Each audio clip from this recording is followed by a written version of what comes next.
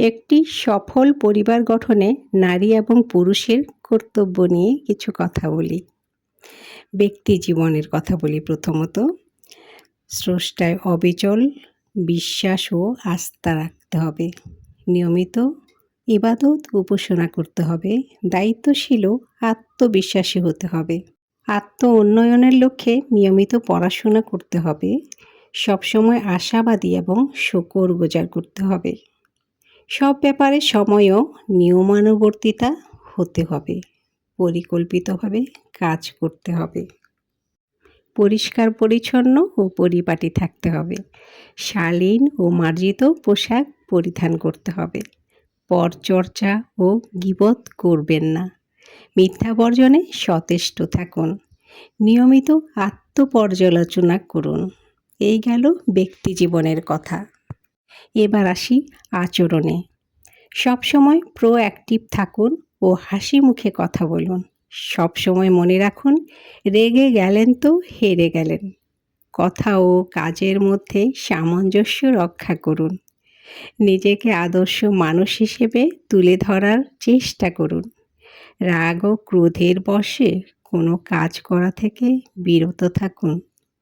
বিতর্ক ও ঝগড়া কৌশলে পরিহার করতে হবে। সেন্টিমেন্ট ও আবেগ প্রকাশে কৌশলী হতে হবে। কর্মচারী ও গৃহকর্মীর সাথে মানবিক আচরণ করুন। কাউকে মিথ্যা প্রতিশ্রুতি দেবেন না। কাউকে ঠকানোর চেষ্টাও করবেন না। কারো প্রতি ক্ষোভ বা ঈর্ষা পোষণ করবেন না। সজ্ঞানে অন্যের ক্ষতি করবেন না। এবার আসি পারিবারিক জীবনে। পারিবারিক জীবনে পরস্পরকে বুঝতে চেষ্টা করুন। অন্যের কথায় কান দেবেন না। ভুল বোঝাবুঝি নিজেরাই আলাপ আলোচনা করে দূর করুন। তৃতীয় কাউকে এতে জড়াবেন না। ঘরের কথা বাইরে বলা থেকে বিরত থাকুন। পরস্পরের জন্য নিয়মিত দোয়া করুন। পরিবারে অশান্তি ও কলহ সৃষ্টি হতে পারে এমন কথা বলবেন না। একান্নবর্তী পরিবার হলে সবার সন্তানকেই এক নজরে দেখুন।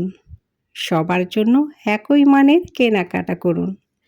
ভ্রমণ ও বিনোদনের ব্যাপারে পরিবারের বেশিরভাগের মত অনুসারে সিদ্ধান্ত নিন। সবাইকে নিয়ে বেড়ানোর চেষ্টা করুন এবং পরিবারের সবাইকে নিয়ে নিয়মিত আত্ম উন্নয়নমূলক আলোচনার আয়োজন করুন। অপ্রয়োজনে জ্বলে থাকা বাতি বা ফ্যান নিভিয়ে রাখুন। পরিমিত পানি খরচ করুন। অহেতুক কল খোলা রেখে পানি অপচয় করবেন না। সমাজের চোখে দৃষ্টিকটু সম্পর্ক বর্জন করুন। দাম্পত্য জীবনে ভুল বোঝাবুঝির সৃষ্টি হয় এমন সম্পর্ক এড়িয়ে চলুন। গৃহকর্মীদেরকে নিজেদের সমমানের খাবার প্রদান করুন। পরিবারকে ধূমপান ও নেশামুক্ত এলাকায় পরিণত করুন। এবারে সন্তান লালন পালনে বাবা মায়ের জন্য কিছু কথা বলি। ছেলে মেয়ে নির্বিশেষে সন্তানকে সমান দৃষ্টিতে দেখুন। এক সন্তানকে অন্য সন্তানের সঙ্গে তুলনা করবেন না। সন্তানকে নেতিবাচক কথা বলে তিরস্কার করবেন না। ধমকে কথা বলবেন না। রাগের মাথায় অভিশাপও দেবেন না। সন্তানকে ছোট থেকেই স্বাবলম্বী করে গড়ে তোলার চেষ্টা করুন। সবসময় আদেশ না করে তার করণীয় কাজ যুক্তি দিয়ে বুঝিয়ে দিন। যে কোনো ভালো কাজে উদ্বুদ্ধ করুন। সন্তানকে পর্যাপ্ত সময় দিন। তাদের বন্ধুদের ব্যাপারে সজাগ থাকুন। সন্তানের সাথে আন্তরিক গুরুত্বপূর্ণ সম্পর্ক সৃষ্টি করুন এবং নিজেদেরকে আদর্শ হিসেবে উপস্থাপন করুন। সন্তান কোনো কিছু চাওয়ার সাথে সাথেই তাকে তা দেওয়ার অভ্যাস পরিহার করুন।